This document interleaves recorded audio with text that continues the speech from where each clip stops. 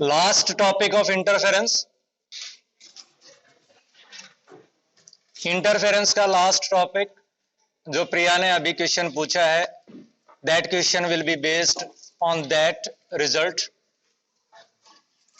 And result is the article is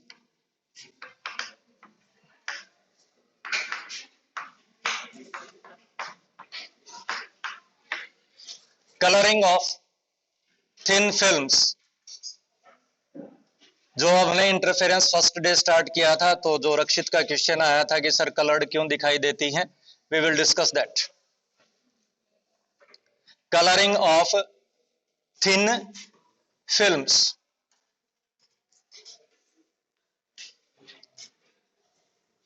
Why oil film is seen colored या soap bubble is seen colored?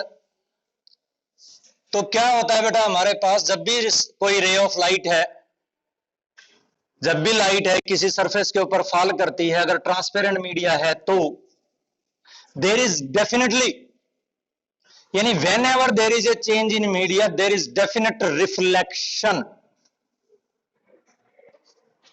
आपका गांठ बांध लो, आपका कोई भी ट्रांसपेरेंट मीडिया 100% ट्रांसमीटर नहीं है।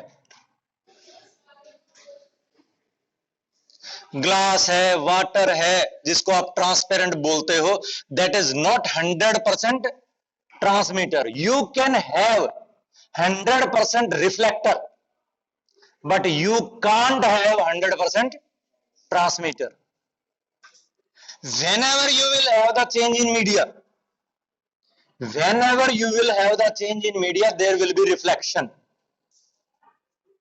चाहे वो मिरर हो, either you are going from rarer to denser or you are going from denser to rarer, there will be always reflection. हमेशा क्या होगा, आपका रिफ्लेक्शन होगा, राइट? चाहे आप डेंसर से रेयर जाओ तो भी रिफ्लेक्शन होगा, रेयर से डेंसर आओ जाओ तो भी रिफ्लेक्शन होगा।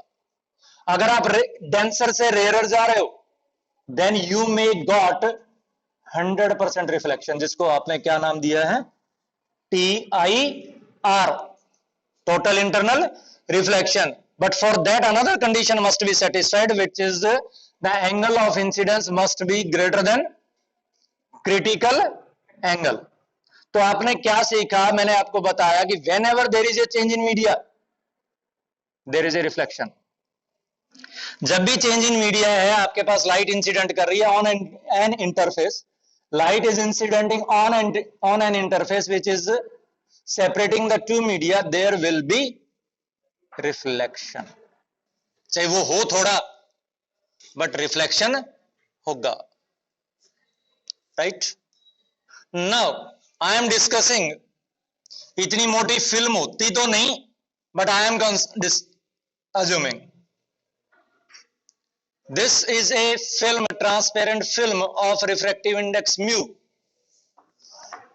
and thickness T. I am assuming that this is a transparent film of refractive index mu and thickness what? T. Now a ray of light is incident on it.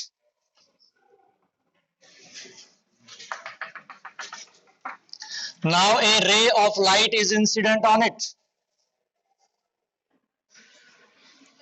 What will happen now? There will be two phenomena will occur. One, a part of it will be reflected back. एक part उसका क्या हो जाएगा, reflect back हो जाएगा. The another part will be transmitted.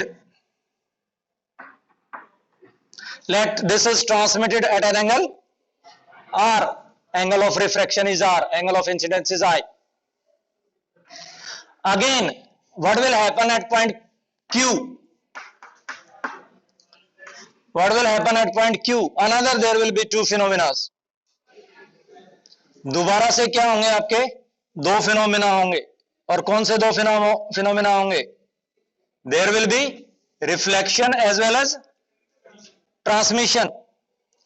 There will be reflection as well as transmission. ये तो आपका ट्रांसमिशन आ गया और ये आपका रिफ्लेक्शन आ गया। This is point R, this angle is R, this angle is also R. एक एंगल आपका आर के बराबर है और दूसरा एंगल आपका वो भी आर के बराबर है, क्योंकि एंगल ऑफ रिफ्लेक्शन है। Now at point R also there will be two phenomenas. R के ऊपर भी क्या होगा आपका, दो फिनोमिना होंगे, refraction as well as reflection. यानी ट्रांसमिशन हो गया एक तो ये, और दूसरा हो गया ये, और फिर दोबारा से आपके पास at point S what will happen, again there will be two phenomenas, one is refraction and other one is reflection. तो ये मेरा रिफ्लेक्शन हो गया और ये मेरा ट्रांसमिशन हो गया। मेरा फिगर पूरा हो गया। अब क्या हुआ, यहां पर कोई स्क्रीन है, यानी आपकी आई है, यहां पर कोई स्क्रीन है, for that P and R are the two sources। यही है ना हमारे पास, एक मेरे पास S1 और एक मेरे पास क्या है S2, और ये पॉइंट क्या है हमारा P। एक लाइट कहां से आ रही है S1 से, एक दूसरी लाइट कहां से आ रही है S2 से। देयर इज पाथ डिफरेंस और नॉट, बताओ होगा कि नहीं होगा P पॉइंट पर पाथ डिफरेंस। अगर ये P पॉइंट सेंटर में है तो भी होगा कि नहीं होगा। S1 and S2 are not in same phase. कितने लोगों को समझ में आती है इस फिगर में, P and R are not in same phase. Same phase का क्या मतलब है, क्या P पर और R पर लाइट जो है सेम टाइम पर स्टार्ट हुई है। P पे तो पहले ही रिफ्लेक्ट होकर के स्टार्ट हुई है, और R से जब बाहर निकलना स्टार्ट किया है उसने, उससे पहले तो उसको चक्कर काटना पड़ा है। पहले P से कहां गई, Q पे गई, फिर Q से कहां पर गई, R पे गई, और फिर R से कहां गई, आगे गई। इसका मतलब हमारे पास ऑप्टिकल पाथ डिफरेंस भी है, ज्योमेट्रिकल पाथ डिफरेंस भी है। यही है ना हमारे पास, कैसा पाथ डिफरेंस है, ऑप्टिकल भी है और कैसा है, ज्योमेट्रिकल भी है। ठीक है, वो मैं आपको कैलकुलेट करके नहीं बताऊंगा कि भाई आपका optical path difference, geometrical path difference कैसे कैलकुलेट करूं। We will give the result, the path difference is 2 mu t cos r। This is the result. इसको निकालना लगूंगा तो बड़ा लंबा चौड़ा हो जाएगा, हमें जरूरत भी नहीं है। ये चीज आपको क्रैम करनी है आपके लेवल के ऊपर। The path difference will be equal to 2 mu t cos r। 2 तो 2 ही हो गया, 2 तो क्या हो गया आपका 2 ही हो गया। म्यू क्या हुआ, refractive index of the thin film, और t क्या हुआ, thickness of the thin film.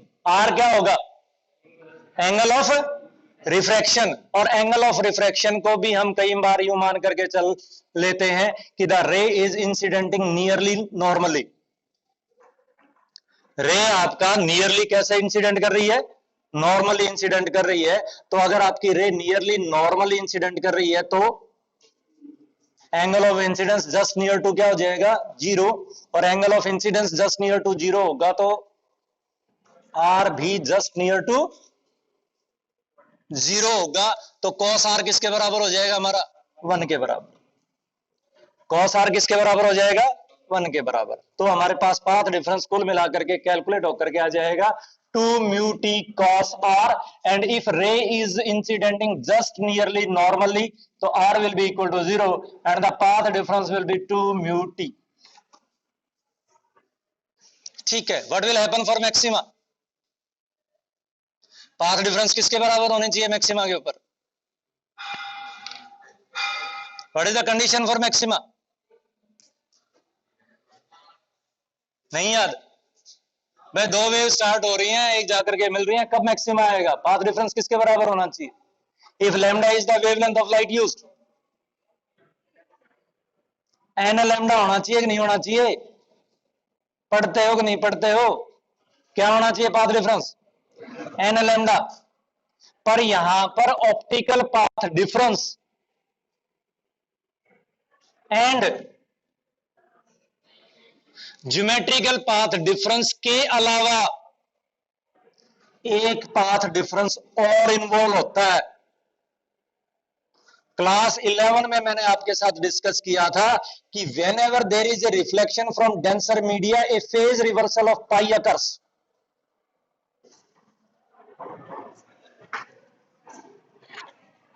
जब मैंने बाउंड के ऊपर रिफ्लेक्शन करवाया आपको in case of string, in case of string और a pipe closed at one end, तो जब मैं इक्वेशन लिखने लगा था रिफ्लेक्टेड वेव की, तो मैंने एडिशनली क्या लिखा था?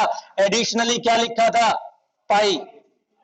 तो इसका मतलब एक एडिशनल फेस डिफरेंस डेवलप हो गया due to the reflection at denser media. Rare media में नहीं होता, कब होता है आपका? डेंसर मीडिया में। तो आपका path difference 2 mu t cos r नहीं है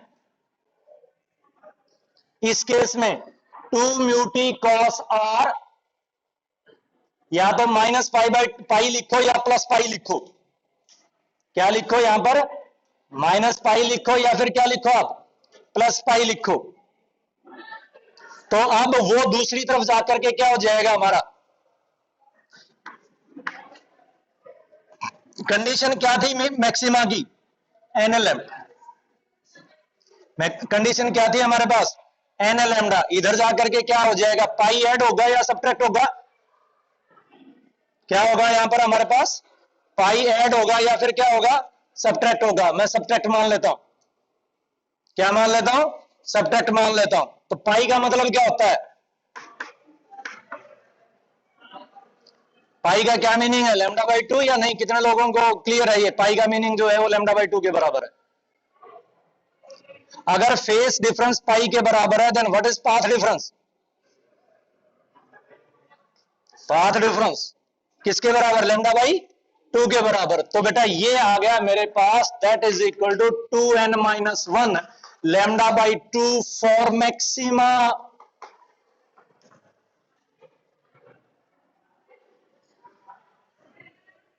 to n-1 divided by lambda by 2 for maxima and n lambda for minima. In both the cases n starts from 1, क्योंकि यहां पर सेंट्रल मैक्सिमा डिफाइंड नहीं है। यहां पर कोई सेंट्रल मैक्सिमा डिफाइंड नहीं है, इसलिए n स्टार्ट्स फ्रॉम 1। तो मिनिमा के लिए किसके बराबर आपका? n लैम्डा के बराबर। ये आप बात गांठ बांध कर सुन लो, path difference must be equal to n lambda for maxima.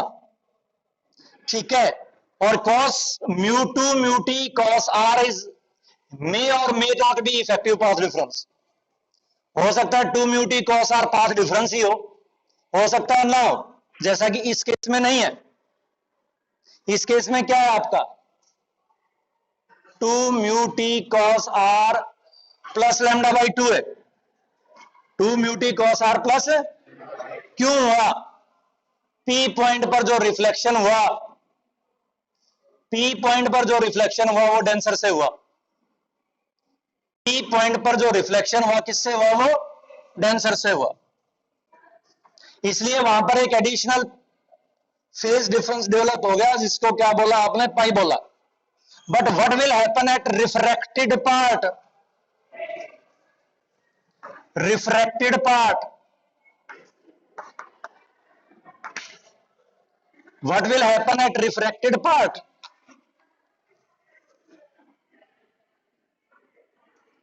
Refracted part में मुझे ये नजर आता है कि ये अगर मेरे पास Q है और ये मेरे पास S है, ये मेरे पास P है और ये R है, इसी तरह से Q और S मेरे को आइडेंटिकल से नजर आते हैं, पेयर नजर आते हैं। जैसा P और R है उससे लाइट ओरिजिनेट होकर के चली, और जैसा Q और S है उससे लाइट ओरिजिनेट होकर के चली। तो इसका मतलब optical path difference plus geometrical path difference, तो अगर यहां पर 2 म्यू टी कॉस आर आ रहा है तो यहां पर भी 2 म्यू टी कॉस आर ही आएगा। कितना आएगा? 2 म्यू टी कॉस आर। पर क्या रिफ्लेक्शन की वजह से एडिशनल पाथ डिफरेंस या फेस डिफरेंस इंट्रोड्यूस होगा? There is any reflection involve from denser media?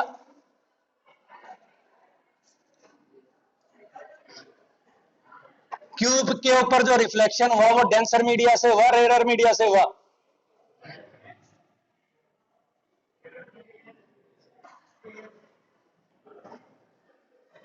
At point Q, the reflection occurs from rarer media or denser media?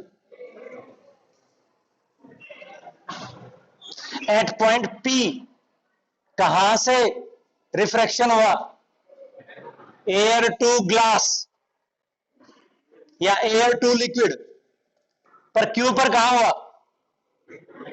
Liquid to, इसका मतलब rare media है। क्या कोई पाथ डिफरेंस इंट्रोड्यूस हुआ? नहीं हुआ। पर इसने तो दोबारा रिफ्लेक्शन लिया, यहां पर दोबारा रिफ्लेक्शन लिया। ये भी मुझे लगता है कि लिक्विड टू एयर ही है। तो क्या यहां पर कोई फेस रिवर्सल आया? यहां पर भी नहीं आया। तो ना तो फेस रिवर्सल Q पर आया और ना फेस रिवर्सल किसके ऊपर आया? R के ऊपर आया। तो इसलिए यहां पर कोई एडिशनल फेस डिफरेंस प्रोड्यूस नहीं हुआ। और 2 mu t cos r is equal to n lambda for maxima.